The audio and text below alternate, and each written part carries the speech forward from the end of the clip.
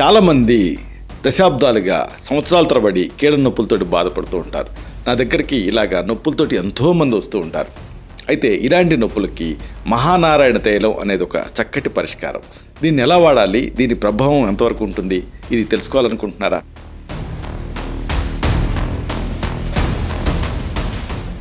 శరీరంలో బిగుసుకుపోయినటువంటి కీళ్ళు, కండాలు పట్టుకుపోవటం లాంటి సమస్యలకు ఈ తైలం మంచి విముక్తిని ఇస్తుంది.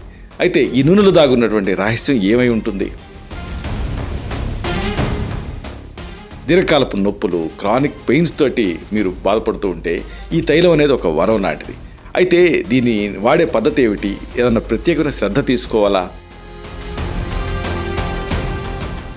కండాలు అలాగే నర్వ్స్ అంటే నాడుల్ని బలోపేతం చేయడంలో ఈ తైలం అనేది అద్భుతమైనటువంటి పాత్ర పోషిస్తుంది.